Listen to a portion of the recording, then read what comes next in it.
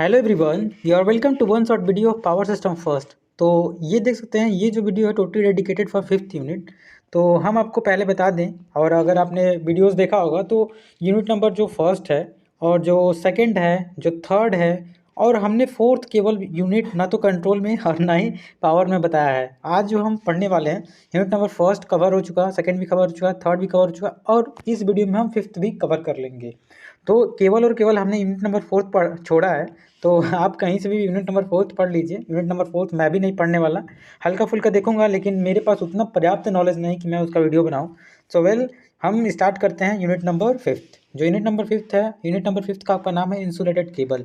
तो जैसे हमने शुरू में ही बताया था कि जो यूनिट नंबर थर्ड और यूनिट नंबर फिफ्थ है वो one of the easy unit in power system first. तो चलिए, ये भी वीडियो ज़्यादा लंबा नहीं होने वाला है, मे बी 40 से 45 मिनट में ये वन शॉट कवर हो जाएगा और हर एक चीज़ को हम कवर करेंगे। तो सबसे पहले हम आपको बता दें कि क्या कंटेंट रहने वाला है। सबसे पहले हम पढ़ेंगे इंसुलेटेड केबल जो है उसका इंट्रोडक्शन पढ़ेंगे, फिर इंसुलेटिंग मीडियम मटेरियल पढ़ेंगे, फिर ग्रेडिंग ऑफ केबल्स पढ़ेंगे, इंसुलेशन रेजिस्टेंस ऑफ केबल पढ़ेंगे, कैपेसिटेंस ऑफ सिंगल कोर और थ्री कोर केबल पढ़ेंगे, overhead line versus underground cable and types of cable. तो देखा जाए तो ये जो यूनिट है ना, ये बहुत ही इंपॉर्टेंट है और according to exam point of view it's one of the very easy and I can say scoring subject, scoring unit है। और बात करें अगर किसी आप कॉम्पिटिटिव एग्जाम का प्रिपरेशन कर रहे हैं specially if I talk about SSC JE or any kind of JE or a examination, then this chapter is also most important.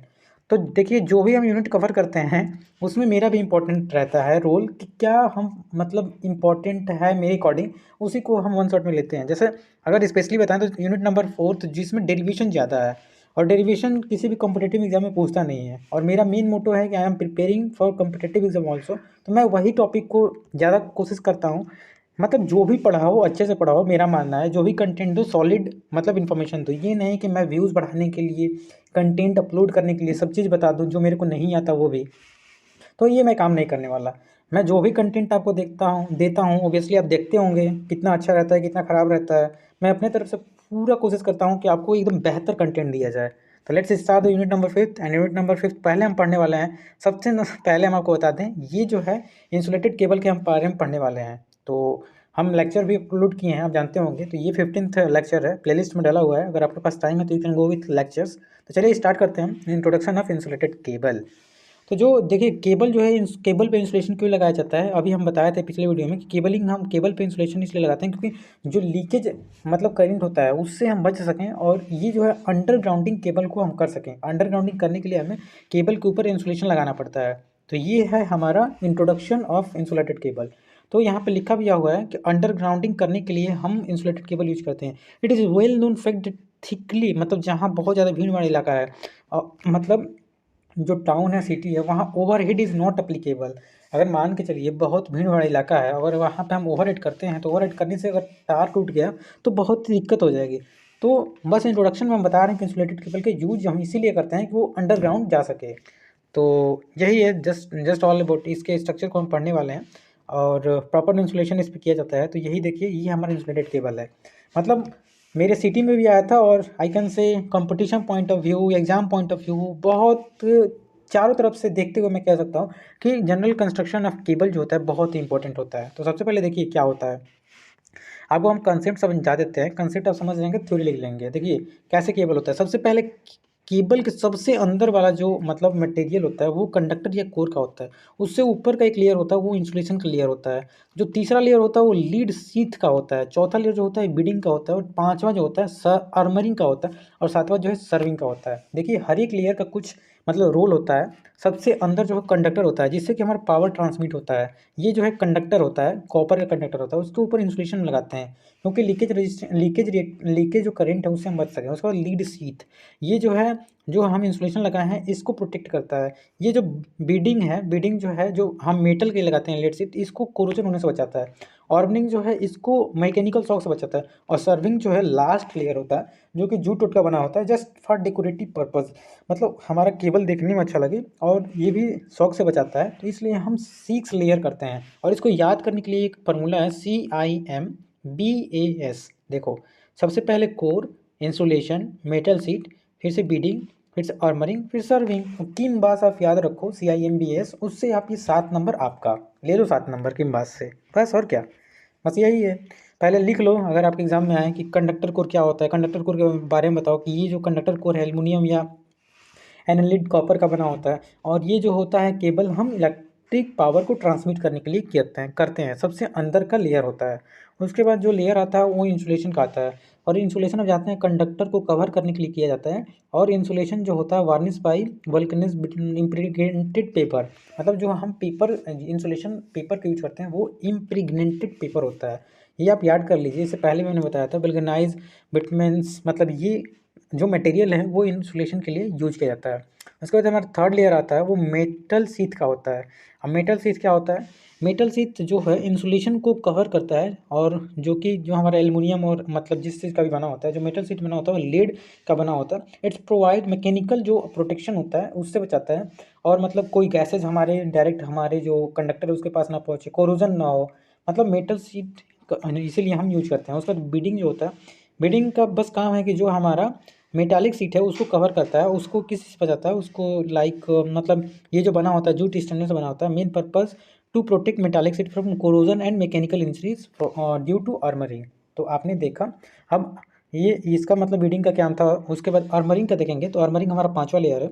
The layer consist of the layer of galvanised steel, जो armouring होता है वो galvanised steel का होता है, which provide protection from the केवल mechanical injury, मतलब mechanical सबका एक ही रोल है, या तो मैकेनिकल इंजरी से बचाएगा, या तो कोरोजन से बचाएगा, या तो गैस के लीकेज से बचाएगा। मतलब मेन काम है ना कि जो हमारा अंदर का केबल जा रहा है, मतलब कोर जा रहा है, सॉरी, जो कंडक्टर जा रहा है उसको कैसे भी सेफली हम अंडरग्राउंड में मतलब उसको लेइंग लेइंग मतलब बिछा सके। और एक बार आप जानते होंगे कि मान के चलिए हमारा लेयर है, मतलब लैंड है, जो धरती है, धरती की कम से कम 1 मीटर के अंदर हमारा जो अंडरग्राउंड केबल होता है, 1 मीटर या जो भी हो, तो अंदर रहता है। तो इसके इतना अंदर, मतलब आप जानते हैं कि अंदर जो होता है मॉइस्चर होता है, तो मॉइस्चर से हमारा जो कंडक्टर हो वो मतलब उसमें कोरोजन ना लगे, तो इसलिए हम 6 लेयर बनाते हैं। और 6वें लेयर को कैसे आप याद कर सकते हैं, CIMBAS, पहले कंडक्टर, फिर insulator, metal sheet, bedding, armouring और सर्विंग। और सर्विंग जो होता है लास्ट लेयर होता है, जो कि जूट का बना होता है, और ये भी प्रोटेक्ट करता है एटमॉस्फेरिक कंडीशन से। तो पहला जो सबसे पहला थिंग था हमारा कंडक्टर के बारे में, जो हमारा इंसुलेटेड कंडक्टर है वो किस किस चीज़ से मिलकर बना होता है वो हमने बताया। अब जो होता है हम पढ़ते हैं ग्रेडिंग ऑफ केबल क्या होता है। ये भी बहुत ही इंपॉर्टेंट है आपके एग्जाम पॉइंट ऑफ व्यू से। Grading means the process of obtaining uniform distribution of stress, मतलब जो इंसुलेशन पे स्ट्रेस यूनिफॉर्मली डिस्ट्रीब्यूट हो, इसी को हम ग्रेडिंग कहते हैं। केबल की ग्रेडिंग करना मतलब स्ट्रेस जो है अगर अनइक्वल होगा तो हमारा केबल मुड़ सकता है, टूट सकता है, पंचर हो सकता है।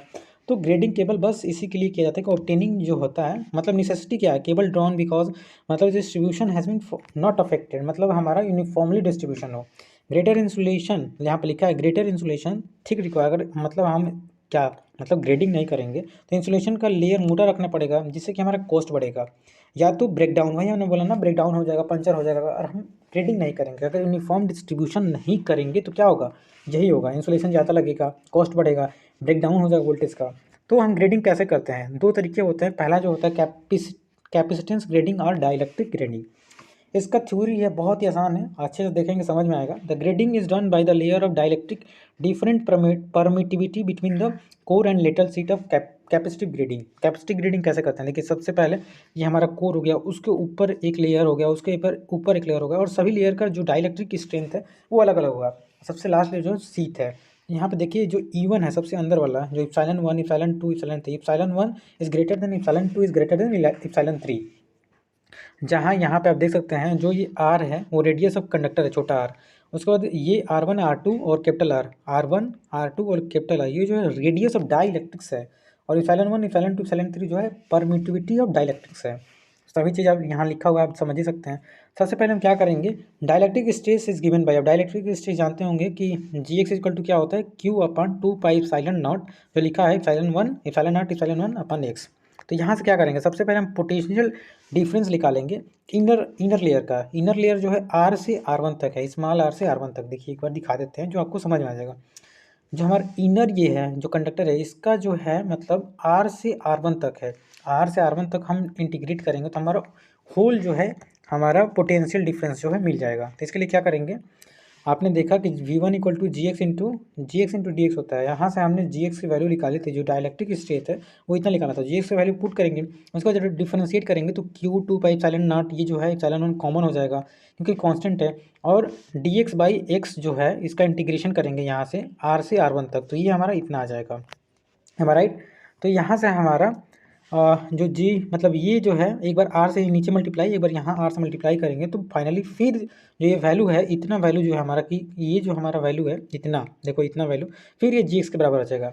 तो फाइनली हमारा पोटेंशियल डिफरेंस अक्रॉस मतलब इनर लेयर जो हो जाएगा G1 मैक्स लिखेंगे, G1 मैक्स वन के लिए आया फर्स्ट लेयर के लिए, और r इंटू लॉग में R1/r, ये हमारा फर्स्ट के लिए आया। सिमिलरली उस वही तरीका बिल्कुल अपनाएंगे दूसरे के लिए, R2 से R1 के लिए, फिर वही हो जाएगा, यहाँ पे R1 आ जाएगा, फिर यहाँ पे R1 आ जाएगा, यहाँ पे R2, R1 और से मल्टीप्लाई करेंगे क्योंकि हमें G1 मैक्स 2 निकालना होगा।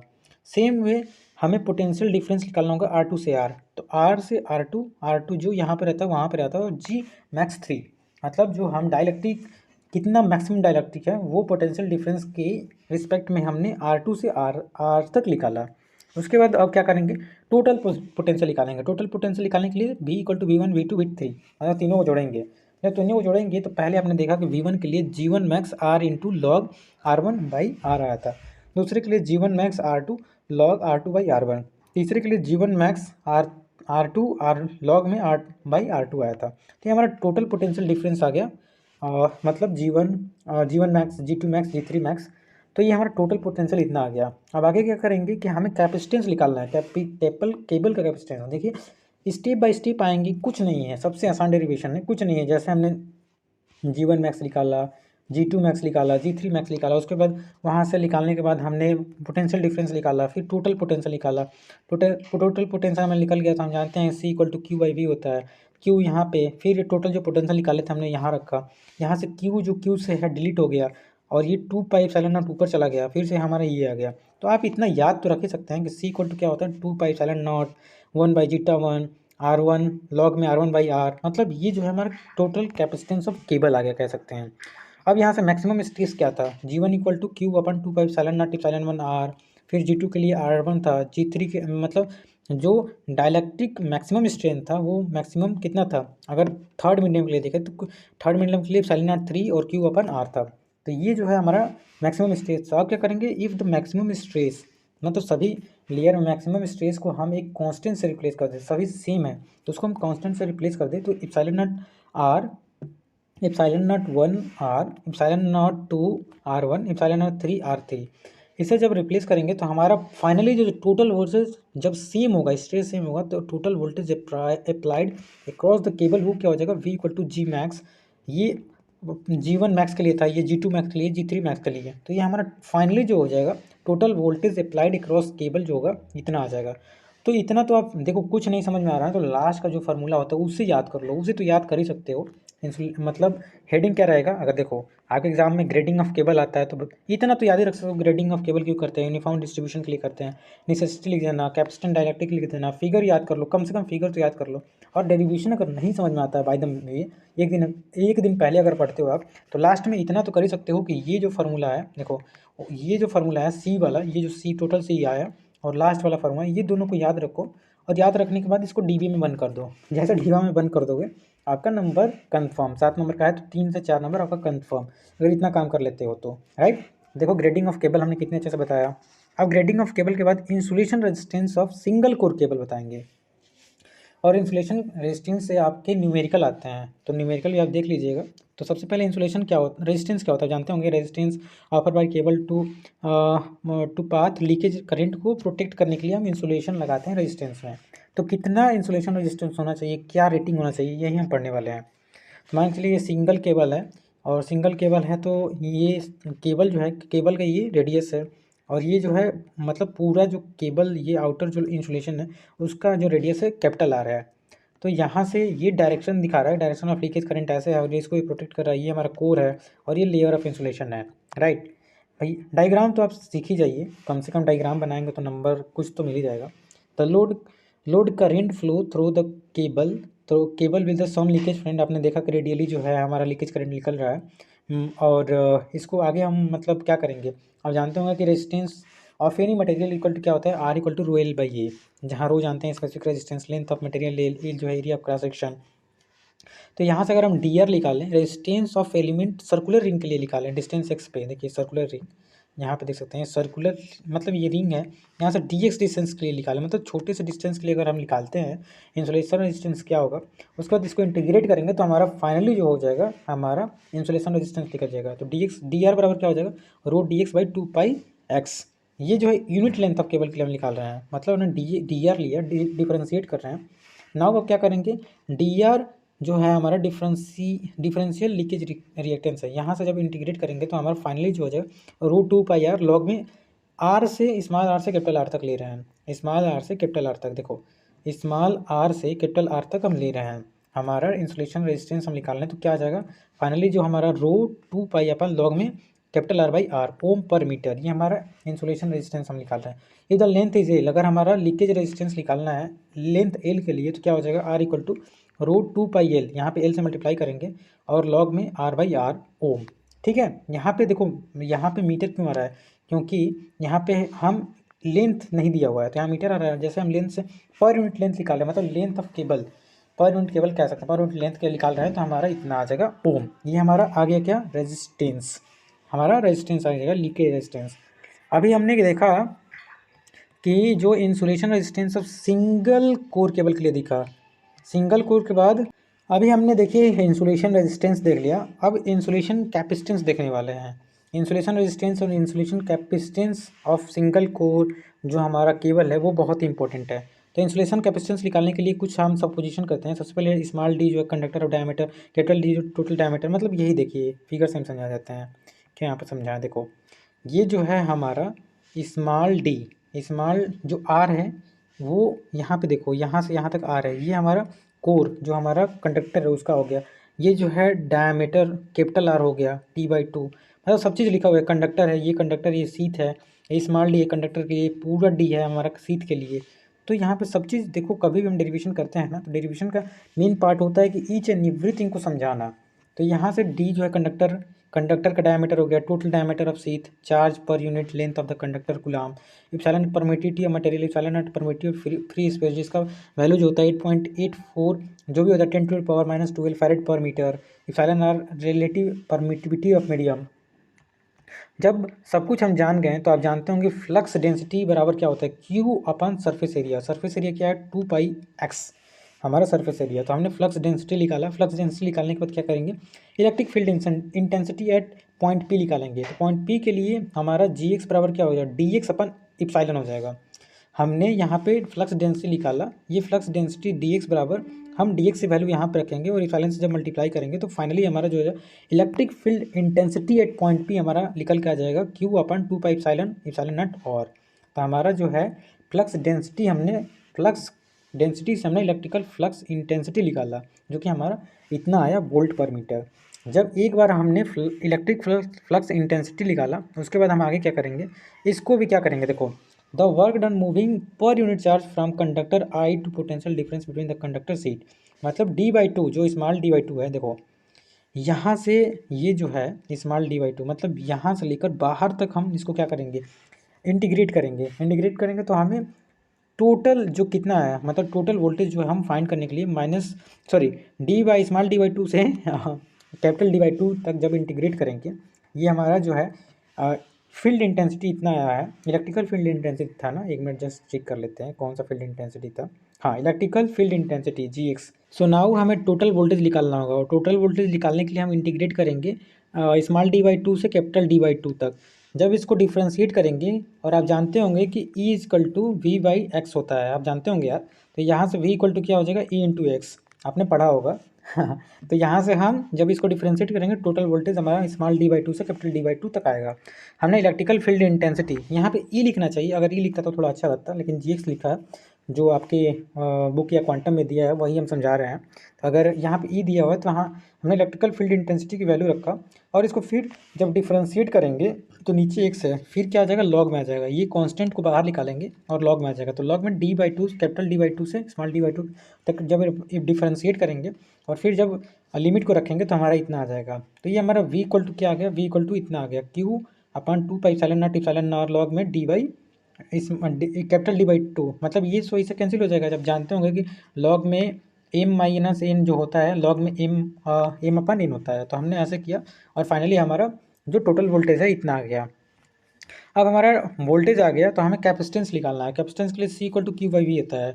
तो हम जब इस वैल्यू को रखेंगे यहाँ पे, ये जो V का वैल्यू यहाँ रखेंगे, ये V का वैल्यू यहाँ रखेंगे, तो Q से Q डिलीट हो गया और फाइनली हमारा जो है C की वैल्यू कितना आ गया। C की वैल्यू हमारा 2πε log में D/R फैरेड पर मीटर। तो ये हमारा C आपने देखा। अभी हमने इंसुलेशन रेजिस्टेंस निकाला तो R= कितना आ रहा था, R= देख लीजिए एक बार, दिखा देते हैं। इंसुलेशन जब रेजिस्टेंस निकाल रहे थे तो हमारा R=√2πL log में R capital R by small r। यहाँ पे जब कैपेसिटेंस निकाले सिंगल कोर केबल के लिए, कैपेसिटेंस क्या आ गया, कैपेसिटेंस = 2πε0 log में E D capital D/D farad per metre, वहाँ पे ओम था। यूनिट का विशेषकर ध्यान रखिए और फिगर जो है फिगर बनाइए और जो थ्योरी लिखना है थ्योरी लिखिए। और थ्योरी जब भी डेरिवेशन करते हैं तो हम आपको बार बार कह रहे हैं, डेरिवेशन करने से पहले ये जो कंटेंट है आप क्या लेट सपोज कर रहे हैं इसको लिखिए। मतलब नंबर लाने का यही एकमात्र तरीका, और क्या कर सकते हैं। तो अनदर पॉइंट की तरफ चलते हैं, जो कि डिफरेंस बिटवीन ओवरहेड लाइन और जो आपका अंडरग्राउंड केबल है उसके बीच में डिफरेंसेस दिया हुआ है। आपके बुक में ऐसा दिया हुआ था कि समझ में नहीं आ रहा था, लेकिन हमने ये भी फिर अपने डिप्लोमा के नोट से उठाया। हम बार बार कहते हैं वही कंटेंट हम देना प्रीफर करते हैं जो हमें आता है और जो हमारे लिए महत्वपूर्ण हो, आपके लिए महत्वपूर्ण हो। जो मुझे समझ में आता है वही समझाता हूँ, अदरवाइज वो टॉपिक ही छोड़ देता हूँ जो मेरे को समझ में नहीं आता है। तो जब भी आए कंपैरिजन, अगर आप कंपैरिजन ऐसे लिखते हैं तो बहुत ही मतलब पॉजिटिव इम्पैक्ट पड़ता है टीचर पे।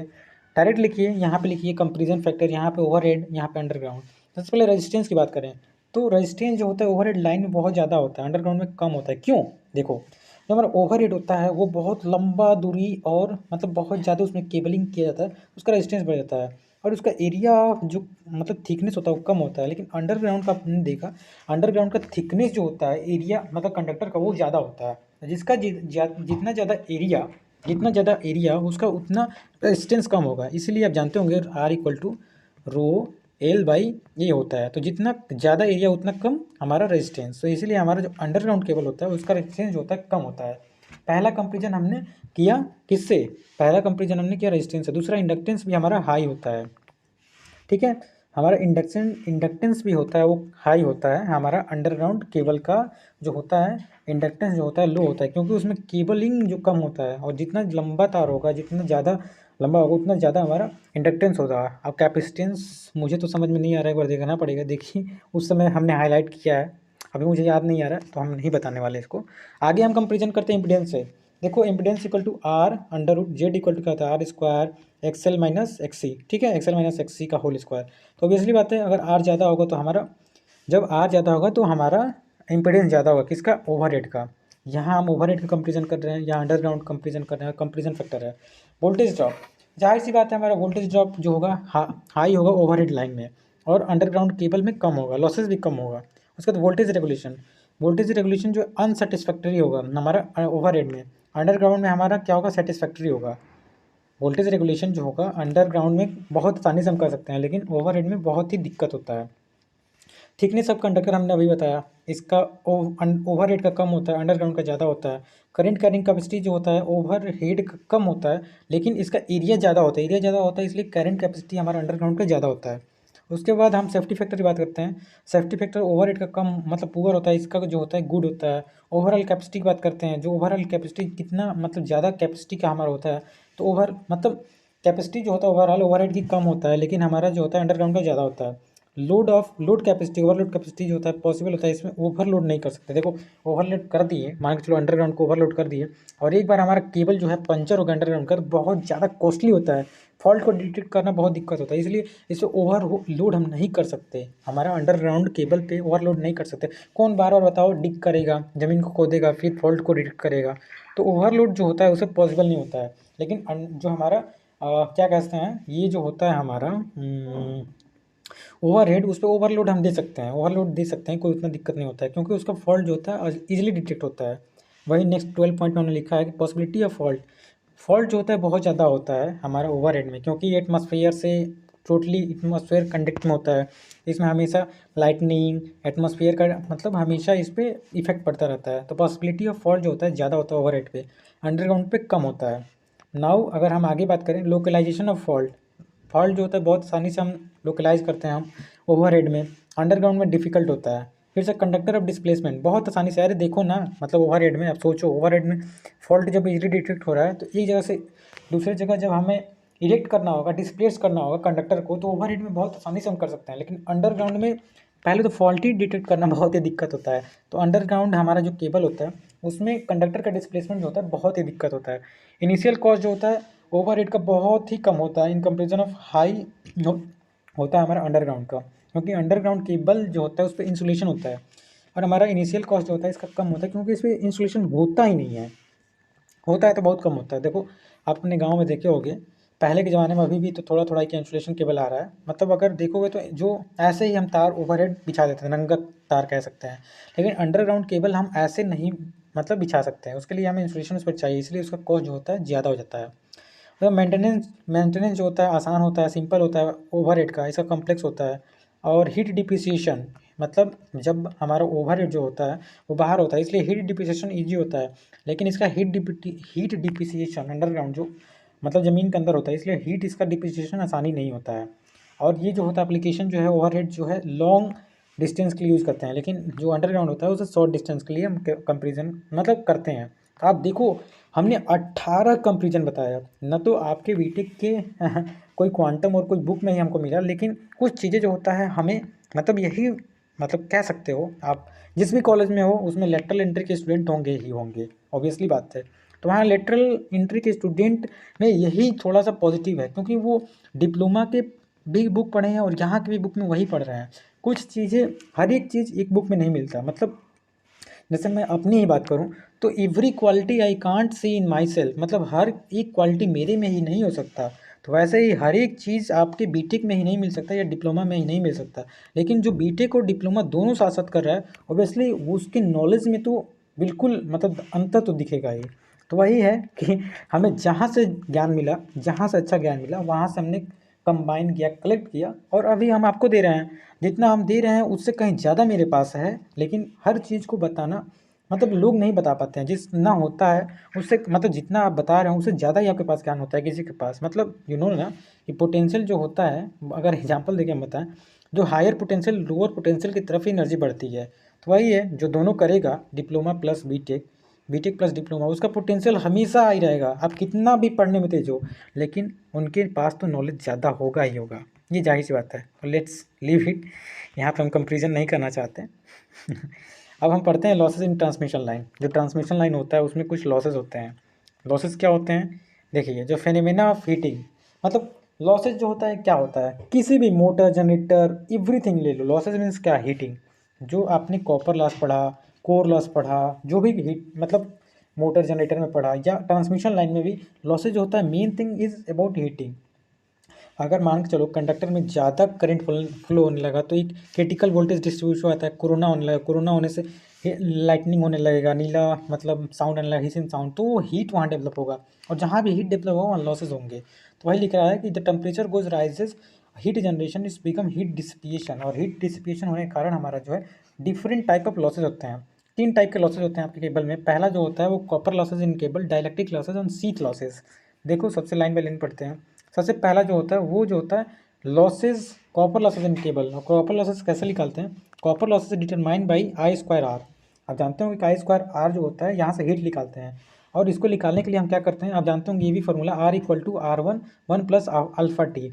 ये जो होता है हमारा ये रेजिस्टेंस मेजर करने के लिए होता है, स्पेसिफिक रेजिस्टेंस मेजर करने के लिए हमें फार्मूला जानते हैं R equal to R naught one plus alpha T, जहाँ आर वन जो है रेजिस्टेंस है टी वन और अल्फा जो है specific coefficient of material temperature, मतलब कितना होगा ये जानते होंगे।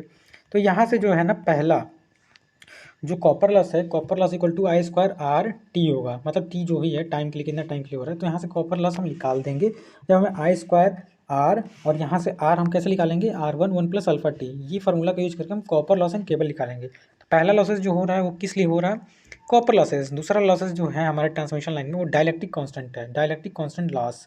ये लॉस कैसे निकालते हैं, डाइलेक्ट्रिक कैपेसिटेंस मतलब जो भी दो मान के चलिए ट्रांसमिशन लाइन है, ये ट्रांसमिशन लाइन है, इसके बीच में ये जो है इंसुलेटर है। जब कभी भी दो कंडक्टिंग मीडियम के बीच में इंसुलेटर आता है तो वहाँ पे डाइलेक्ट्रिक लॉसेस होता है, वो भी in the form of heat होता है। जैसे देखो यहाँ पे हम वोल्टेज रेफरेंस लिए और ये जो है मतलब ये हमारा, आप जानते होंगे कि करंट कभी भी लीड करता है वोल्टेज से इन द कैपेसिटेंस। तो ये हम इसका मतलब हमने क्या लिया, हमने ये रिजल्टेंट लिया, तो हमारा ये जो है हमारा रिजल्टेंट आया। तो इसमें सब चीज़ लिखा होगा जैसे हम पढ़ दे रहे हैं। There exist a capacitance between the conductor and sheath, हमने बताया, with the dielectric medium, the dielectric medium to the represent C and the leakage resistance जो है आर से हम डिनोट कर रहे हैं, leakage resistance. The equivalent circuit of cable paralleling of the C and R and C के बीच में हमने दिखाया, जो ये आर है और सी है, मतलब यही ऐसे दिखा रहा है। उसके बाद यहाँ से जब हम मतलब ये जो हम दूसरा पढ़े हैं डाइलेक्ट्रिक लॉस निकालने के लिए फार्मूला दिया हुआ है। देखो W इक्वल टू मतलब H लिख सकते हैं, H equal to V square R, यहाँ से आर निकालेंगे, मतलब यहाँ से हम इस फार्मूले को यूज करके डाइलेक्ट्रिक लॉसेस कितना हो रहा है आपके केबल में आप निकाल सकते हो। तो यहाँ से अगर टेन थीटा मतलब टेन लेमडा निकालें, टेन डेल के लिए आप देख सकते हैं परपेंडिकुलर अपन बेस, आई डी अपन कितना हो जाएगा, आई डी अपन आई, तो यही हमारा टेन डेल निकालेंगे, टेन आई डी अपन आई सी, और आई डी की वैल्यू वी बाई आर हो जाएगा, और आई सी की वैल्यू ये मतलब रेजिस्टेंस के लिए है, तो मतलब ये करंट रेजिस्टेंस के लिए कैपेसिटेंस आने के कारण ये करंट है। तो यहाँ से हमने टेन डेल निकाला, टेन डेल निकालने के बाद यहाँ पे V by R equal to, ये दोनों को हम इक्विवेलेंट करेंगे, मतलब ये दोनों बराबर मान लेंगे, तो ये बराबर मान लेंगे, तो यहाँ से हमारा सॉरी हम बराबर नहीं मान रहे हैं, यहाँ पे हम टेन डेल इक्वल टू इतना आया, इसको जब इक्वेट करेंगे तो V by R equal to इतना आएगा, और इसको हम जो हमारा एक्स सी होगा इसको ओमेगा सी से हम लिख सकते हैं। तो फाइनली जो हमारा ये एच इक्वल टू क्या होगा, वी स्क्वायर और ये ओमेगा सी और टेन डेल, और डेल यहाँ पे क्या है, डाइलेक्ट्रिक लॉसेज इन रेडियन है। तो यहाँ से हम ने क्या निकाला, दूसरा जो लॉसेज था हमने डाइलेक्ट्रिक लॉसेज निकाला। डाइलेक्ट्रिक लॉसेज निकालने के लिए आप ये फार्मूला याद कर लो, एच भी लिख सकते हो कोई बात नहीं, चलो हम एच ही लिख देते हैं, H equal to V square omega C tan del. तो ये हमारा जो है डाइलेक्ट्रिक लॉसेज निकालते हैं, और डाइलेक्ट्रिक लॉसेज जो होता है ये लिख रहा है dielectric losses del is very small, और tan del equal to del हम लेंगे, dielectric losses can be neglected if smaller. मतलब ये डाइलेक्ट्रिक जो होता है लॉसेज वो नेगलेक्ट किया जाता है जब हमारा मतलब स्मॉल ट्रांसमिशन लाइन हम कर रहे हैं, तो वहाँ हम डाइलेक्ट्रिक लॉसेज जो होता है उसको निगलेक्ट करते हैं। लेकिन हमारा ट्रांसमिशन लाइन जो ज़्यादा लंबी होती है, मतलब ज़्यादा लंबी transmission line, long transmission line होता है, वहाँ पे डाइलेक्ट्रिक लॉसेज जो होता है कंसिडर होता है। उसके बाद शीथ लॉसेज जो होता है, मतलब जो ये हमारा शीथ होता है बाहर का, जो हमारा मेटल का शीथ होता है उसके कारण जो लॉसेज होता है वो भी हीट प्रोडक्शन से होता है। तो उसको निकालने के लिए भी फार्मूला दिया हुआ है, फार्मूला क्या हो जाएगा, I square three omega square R S, ये आर एम बाई डी का होल स्क्वायर। मतलब ये कहाँ से आया मुझे खुद नहीं पता, आपके बुक में डायरेक्टली दिया है। ये फार्मूला जब भी मतलब आप लिख रहे हो, अगर आपके बारे में मतलब आया कि ट्रांसमिशन में कितने लॉसेज होते हैं, 3 लॉसेज लिखिएगा, ये फार्मूला लिख लीजिएगा, शीथ लॉसेज बराबर इतना होता है, और आई बराबर current per conductor, R M बराबर mean radius of sheath, R S equal to sheath resistance, D equal to spacing between conductor. ये सब लिखने के बाद लास्ट में नोट लिखना कि the losses are practically very small hence generally it's neglected. तो क्या ही फ़ायदा है, मतलब शीथ लॉस जो होता है बहुत ही कम होता है, इसलिए इसे नेगलेक्ट भी कहीं कहीं कर देते हैं। तो ये हमारा लॉसेज इन ट्रांसमिशन लाइन हुआ। जो ट्रांसमिशन लाइन में लॉसेज होता है वो 3 टाइप के लॉसेज होते हैं। सबसे पहला जो होता है कॉपर लॉस जो होता है in cable, dielectric loss in cable, तीसरा जो शीथ लॉस हमने पढ़ा, तो 3 टाइप के लॉसेज पढ़ा, तो लॉसेज भी हमारा ख़त्म हो गया। अब लास्ट टॉपिक मुझे लगता है बचा होगा, हाँ लास्ट टॉपिक जो बचा है, जो कि हमने 17 लेक्चर बताया था, मतलब जब लेक्चर का वीडियो अपलोड कर रहे थे पावर सिस्टम फर्स्ट में, उसमें 17 वीडियो लेक्चर, और ये भी आपका वन शॉट जो पावर सिस्टम का है, बिल्कुल लास्ट टॉपिक हम पढ़ रहे हैं। जो लास्ट टॉपिक है वो टाइप ऑफ केबल है। केबल के भी टाइप होते हैं, जो हमारा टाइप ऑफ केबल होता है वो लो टेंशन केबल एलटी केबल होता है, medium and high transmission cable होता है, और सुपर टेंशन होता है। मतलब जो आप ये सब केबल देख रहे हैं, लो टेंशन, मीडियम और सुपर टेंशन, इनके सबके रेटिंग होते हैं, ये रेटिंग पे डिपेंड करता है। अगर 33 kVA तक है तो लो टेंशन कहेंगे, या 11 kVA, मे बी 11 kVA तक, मुझे मालूम नहीं है, मतलब रेटिंग पे होता है। इतना रेटिंग है तो ये केबल का मतलब किस रेंज में रहेगा।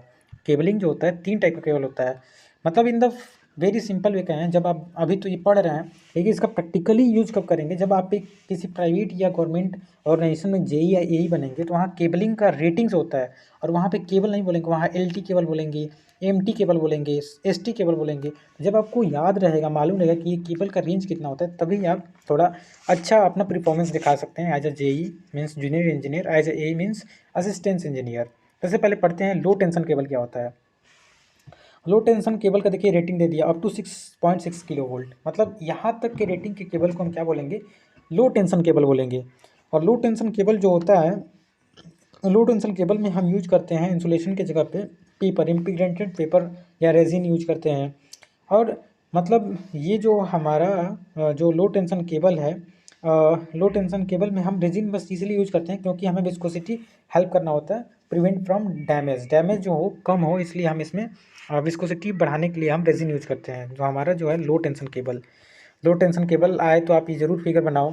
एकदम बीच में आपका कंडक्टर हो गया, कंडक्टर के बाद इम्प्रीग्नेटेड पेपर हो गया, इम्प्रीग्नेटेड पेपर के बाद आपका लीड शीथ हो गया, वही हो गया CIMBAS। कोई भी आपका कंडक्टर है उसमें ये तो 6 लेयर तो होगा ही। पहला कंडक्टर, कंडक्टर के बाद आपका इम्प्रीग्नेटेड पेपर, फिर मेटल सीट, मेटल सीट के बाद लेड सीट, लेड सीट के बाद ब्रास स्टील आर्मरिंग, और आर्मरिंग के बाद सर्विंग।